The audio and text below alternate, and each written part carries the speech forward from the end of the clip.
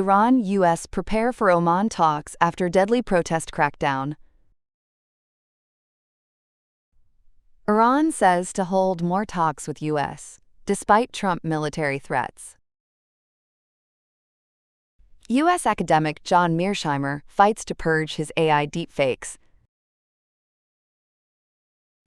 China rejected calls to enter nuclear talks after U.S.-Russia treaty lapses. The United States and Iran are preparing for high-stakes talks in Oman, marking their first negotiations since Washington joined Israel's strikes on Iranian nuclear sites last June. The delegations will be led by U.S. Middle East envoy Steve Witkoff and Iranian Foreign Minister Abbas Araghchi, with Oman acting as mediator.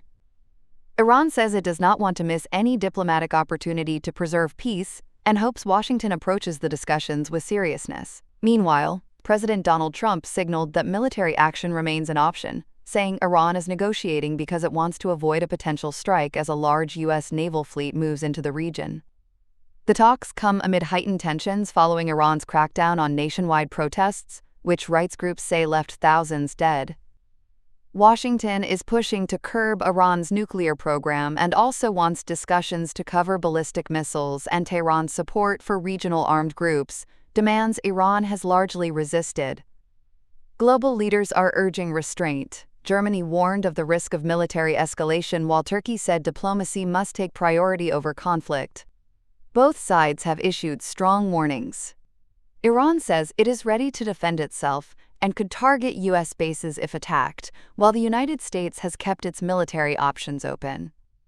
With warships deployed and threats exchanged, analysts say the negotiations could determine whether the crisis moves toward compromise or closer to conflict. Iran says it expects further negotiations with the United States after a day of indirect nuclear talks in Oman, widely viewed as a crucial test for diplomacy amid rising military tensions. The discussions in Muscat were mediated by Oman, with the two delegations communicating through intermediaries rather than meeting face-to-face. Iran's Foreign Minister Abbas Araghchi described the atmosphere as positive, saying both sides exchanged views and agreed to continue talks, though the timing of the next round will be decided after consultations in Tehran and Washington. Araghchi stressed that the negotiations focused strictly on Iran's nuclear program, rejecting U.S. efforts to expand the agenda to include ballistic missiles and Tehran's support for regional armed groups. The meeting marked the first engagement between the longtime adversaries since the United States joined Israel's strikes on Iranian nuclear sites last June. Tensions remain high. A U.S. naval group led by an aircraft carrier is operating in the region, while President Donald Trump has warned that military options remain on the table. The White House says its goal is to prevent Iran from developing nuclear weapons, an accusation Tehran continues to deny, insisting its program is for peaceful purposes. Oman's foreign minister called the talks very serious, noting they helped clarify both sides' positions and identify potential paths forward. American political scientist John Mearsheimer is battling a wave of AI-generated deepfake videos falsely using his image, highlighting the growing challenge of fighting digital impersonation.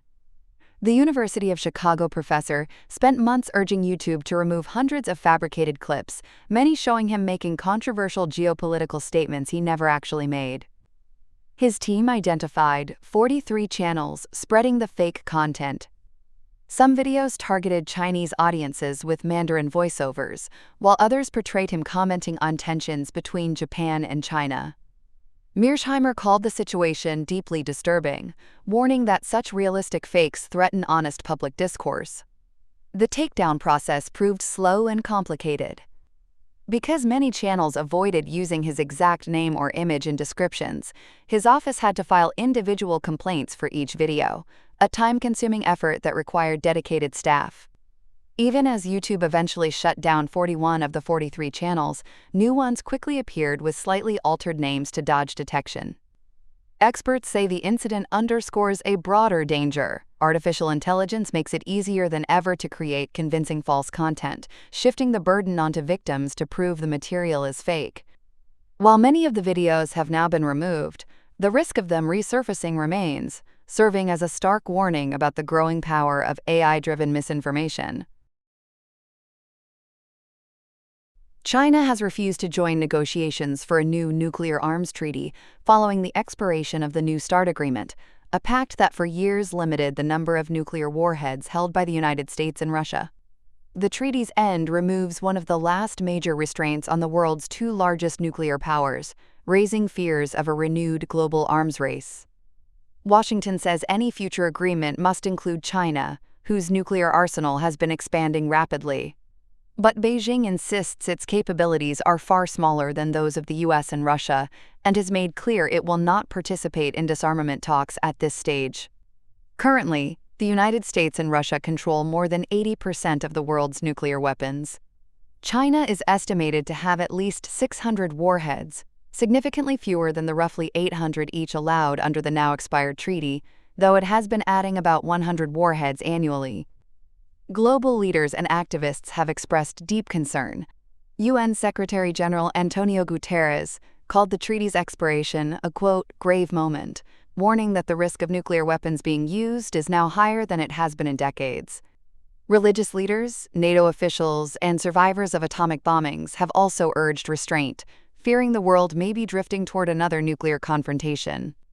Meanwhile, both Washington and Moscow say they regret the treaty's collapse but are no longer bound by its limits. The United States continues to push for a broader, modern agreement, arguing that meaningful arms control in the 21st century is impossible without China at the table.